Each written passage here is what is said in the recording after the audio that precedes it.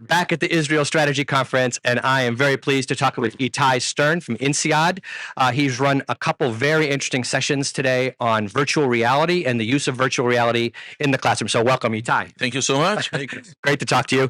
Tell us a little bit about the session, how it went, what do we do, etc. So the last 4 years we've been teaching using XR technologies, extended reality, and specifically VR at INSEAD. And now we are in the next step. We have now a comprehensive library of about 20 experiences. And as the next step, we are building up a consortium of schools with whom we will partner. And the idea is that all of these different schools will upload content that they'll create to a platform that exists already, a library, Nice. and then we'll be able to download it and use it in the different. So it's a partnership between all of us. So that was the idea here, to show them what we have done and to invite people to join. And today it was very exciting because it was for the first time Professor Jacob Goldenberg from Reichman University presented an experience, a VR experience that he has built with the VR team. So it's not from INSEAD, it's with a partner. Yeah, I thought it was a very interesting case study because it was about, what do you do? What sort of, solutions do you look for when you're stuck in a certain situation? Yeah. And this is all about, it's a course that he's been teaching for many years about creativity and systematic creativity, challenging a lot of the common sense type of ways we think about creativity. But again, to embed it, to put people in situations where you really feel the different constraints that you need, for which you need to come up with creative solutions, is difficult to do in the classroom, and virtual reality allows him to do this very well. So it's been working out. We have piloted in the classroom, and he has taught it a couple of times, and it works fantastically well. I thought it was, really interesting to wear the VR headset. And I think that one thing that people should know is that that when you have VR in the classroom, it's not intended that you wear the headset the whole time.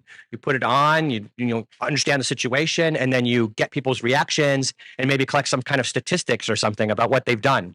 And you're absolutely right. We are not everything that we are doing in VR is not to replace the professor, is not to change the way in which we teach. It's complementary. The only thing that it might replace is the long written case. Because one of the things that we can do, I always say, that if a picture is worth 1,000 words, VR is worth 1,000,000. And you get people into the situation, they see it, it's a complex situation. I get it in a minute. I get it in 2 minutes. Otherwise, I'll need to read 30 pages. So it's a huge time saver, but you're getting a lot of the nuances that you couldn't get otherwise. But yes, we always send the students into a situation. They need to deal with some challenge. Then it's done. They come back. We continue the discussion in the classroom with the professors, with the others. Then we go back and so forth. Let me ask you to speculate a little bit about the use of VR or XR in general in the classroom of the future. What do you think? So I think that we're going to see more and more stuff being done in virtual worlds. So I think that there are two ways for using VR. If I need to kind of reframe, one, we are going to do more type of learning using virtual spaces, right? You won't need to come physically into the classroom, or we will save on professors and facilitators' time using technologies. Already today, at least at INSEAD, I wouldn't waste the professor time to give a lecture if that lecture can be given on YouTube or could given, because then why am I in class just repeating myself, right? You want to really utilize the time for real facilitation, customization, the ability to interact with the participants and the students and so forth, right?